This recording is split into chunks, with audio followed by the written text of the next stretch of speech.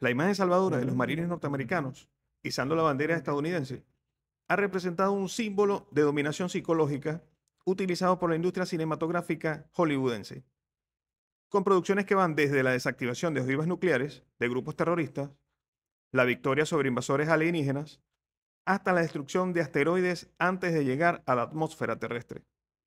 Esto es solo una arista de la guerra difusa que eleva la figura de los Estados Unidos a una supremacía en todos los ámbitos, permeando en la psique de los pueblos un complejo de inferioridad. Bienvenidos a este podcast, mi nombre es Sergio Lopeza y esto es Causa Sui.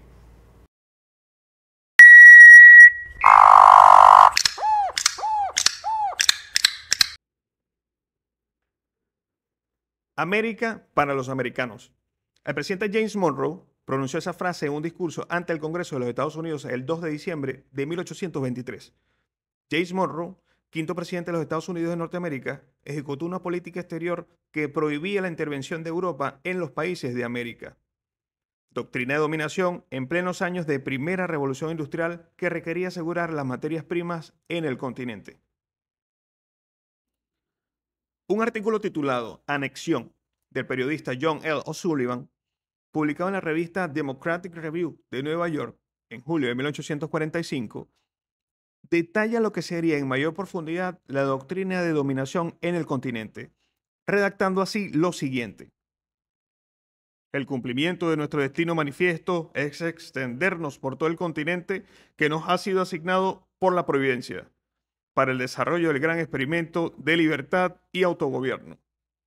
Es un derecho como el que tiene un árbol de obtener el aire y la tierra necesarios para el desarrollo pleno de sus capacidades y el crecimiento que tiene como destino. La imagen que se observa corresponde al cuadro de John Gast, una obra realizada alrededor del año de 1871 titulada American Progress o El Progreso Americano. Es una representación alegórica del destino manifiesto. En la escena, una mujer angelical lleva la luz de la civilización hacia el oeste, junto a los colonizadores, tendiendo líneas telegráficas y de ferrocarril mientras viaja. El pueblo originario y animales salvajes huyen en la oscuridad hacia el incivilizado oeste. Si no reconoces la imagen anterior, te recuerdo en el siguiente video de que en realidad sí la conoces.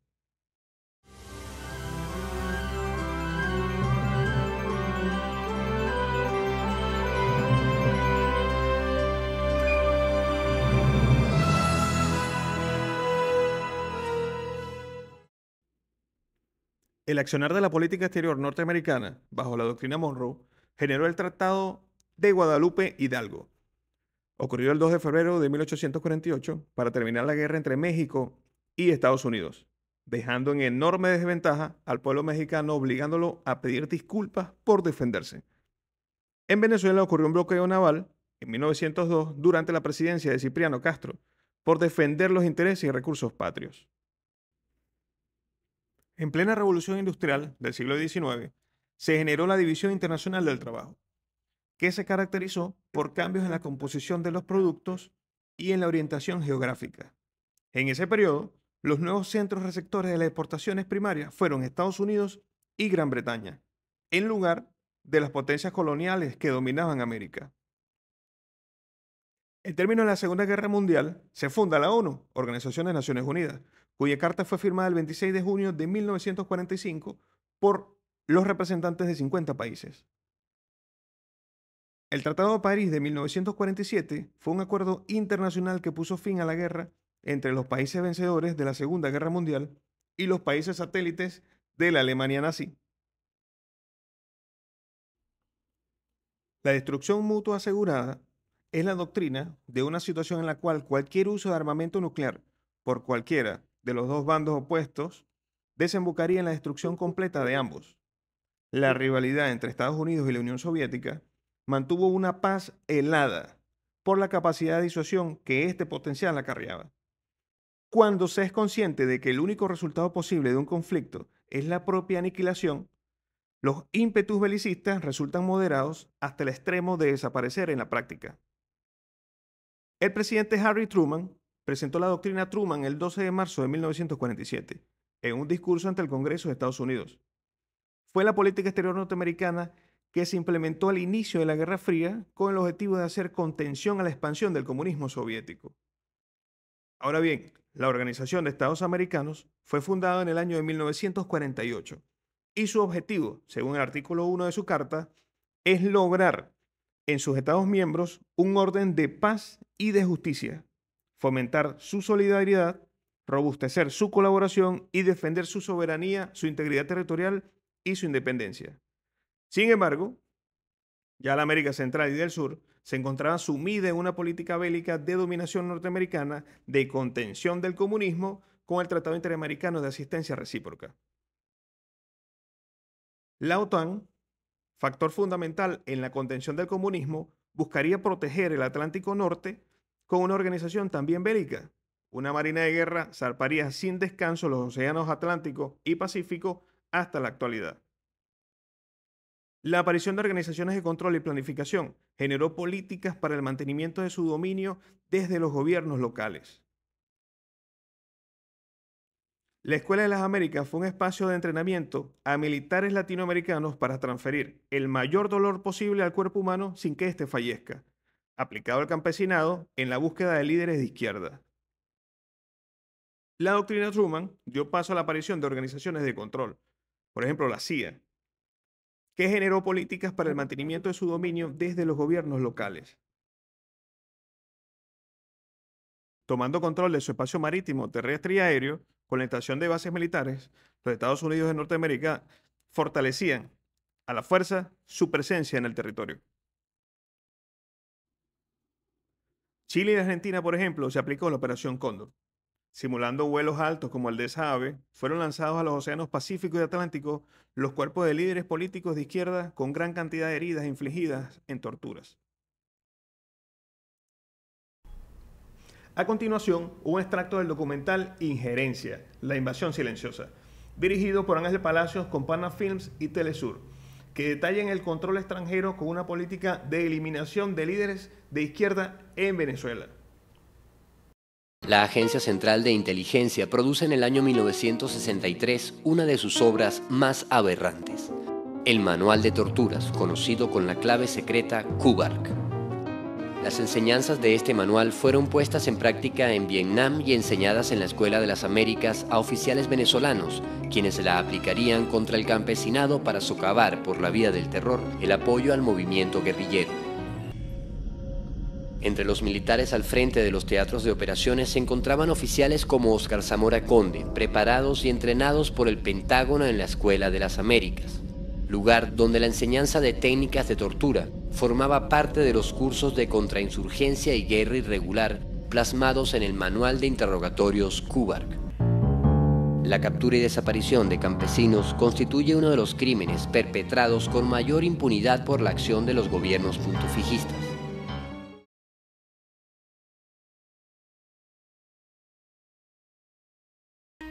Se crearía en Venezuela una sucursal de la USAID, coordinada por el ex embajador Teodoro Moscoso.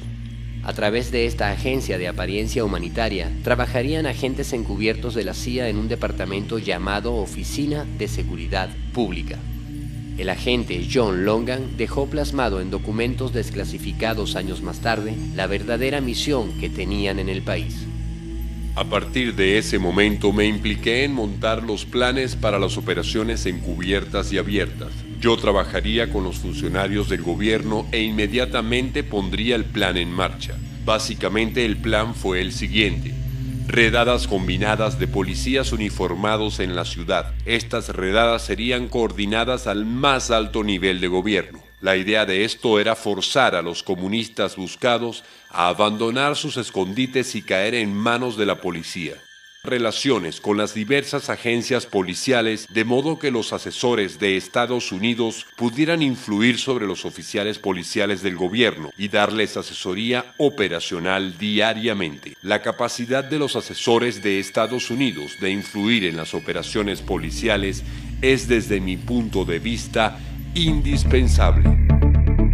Con la Agencia Central de Inteligencia actuando bajo la fachada de la AID, Betancur organizaría un aparato represivo que desataría una brutal persecución contra el movimiento popular. La Dirección General de Policía, la DIGEPOL, y el Servicio de Inteligencia de las Fuerzas Armadas, el CIFA, serían las encargadas de cumplir dicha labor. Continuamos con el documental Injerencia, la invasión silenciosa, que dan fe de la presencia de la CIA y su control en el gobierno de Venezuela. Responsabilidad de transformar el Estado venezolano. Efectivamente, Carlos Andrés Pérez terminó de transformar el Estado venezolano, pero en una sucursal de Washington. Los antecedentes del nuevo presidente salieron a la luz cuando el reportero David Binder publicó el resultado de una investigación con información hasta el momento secreta. El nuevo presidente de Venezuela habría estado en nómina de la Agencia Central de Inteligencia.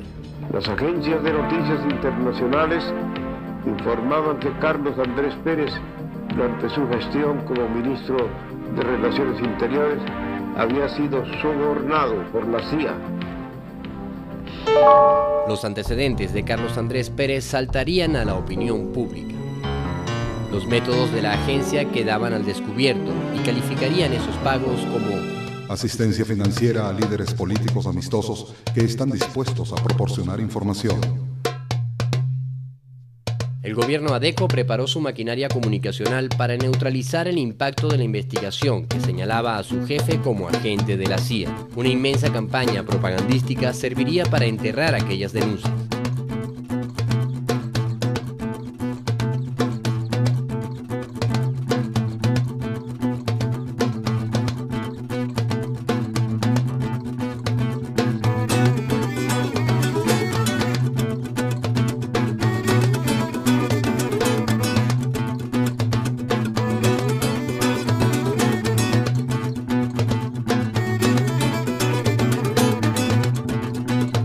En el Congreso venezolano se levantaron voces exigiendo una investigación, pero el partido de gobierno salió rápidamente al paso.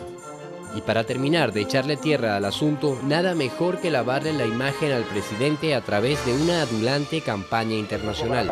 A los 3 meses de la denuncia sobre sus vínculos, Carlos Andrés Pérez recorrería las salas de redacción de la prensa norteamericana, seguido de sus adulantes subalternos. Déjame ponerlo para allá porque ya empieza a llegar la gente aquí. Ahora, el cubrimiento ha sido esplendoroso, ciertamente ha despertado, ha sido noticia, y vuelvo a decir, la personalidad de ambos presidentes se une perfectamente, y creo que por eso es que el hecho ha sido tan noticioso y tan destacado en los medios. Con tal avalancha de elogios en los medios, pocos se acordarían de la investigación que reveló la vinculación de Carlos Andrés Pérez con la Agencia Central de Inteligencia. Brzezinski, asesor de Estado de Estados Unidos, redactaría en el año de 1976 un ensayo, el cual definiría como la era tecnotrónica, que proponía el control de la población mediante la manipulación cibernética, una táctica que para mantener la desintegración política en la sociedad se debe crear un complejo de inferioridad y en convertirse en referencia externa en todos los ámbitos, evitando que los proyectos nacionalistas y modelos colectivos se consoliden, pues la referencia a estudiar y analizar sería algo distinto a sí mismos, es decir, el mundo desarrollado y su modelo prevaleciente. Bien lo proclamó Bolívar de manera visionaria en Guayaquil el 5 de agosto de 1829. Los Estados Unidos parecen destinados por la providencia a plagar la América de miserias en nombre de la libertad. Desde el comienzo del siglo XX, el pueblo venezolano ha sido influenciado psicológicamente por los Estados Unidos, más aún desde los años 80, con la presidencia de Ronald Reagan, cuya doctrina consistía en la expansión de la cultura norteamericana. Códigos de vestimenta, mujer rubia, tez blanca, Mickey Mouse y el parque Disney, rock en inglés y traducido también al español, en fin, el llamado sueño americano. El monopolio, un juguete para niños, como medio de estímulo en apoyo al capitalismo, desde la niñez ejercieron una política de dominación. El requerimiento durante la Guerra Fría era nutrir de soldados la infantería y de obreros las fábricas, por lo cual los juguetes a entregar a varones serían soldados, armas, tanques, aviones, blindados de guerra, herramientas de albañilería, herrería y carpintería, mientras que para las niñas serían cocinas, lavadoras y bebés, estimulando las actividades de ama de casa. La política estadounidense también se enfocó en los planes de formación desde la escuela hasta la universitaria, con sus respectivas líneas de investigación. Sería una determinada escuela económica y política las que serían estudiadas y enseñadas en supremacía sobre las demás. La investigadora y escritora española Alicia Melchor Herrera acuña el término sujetos hidropónicos, como el cultivo de plantas con raíces débiles y suspendidas en el aire. No tienen enraizamiento con la tierra, con su nación, con su grupo social o clase de pertenencia, que no debe nada a la naturaleza, pero sí necesite del capital. Se impone a través del método de la censura o cancelación de la cultura. Cancelar el pasado, cancelar la historia, la tradición y los vínculos sociales. Todo con un sentido aparentemente reivindicativo, busca establecer la primacía de un individuo aislado. En palabras del filósofo brasileño Paulo Freire, cuando la educación no es liberadora, el sueño del oprimido es ser el opresor.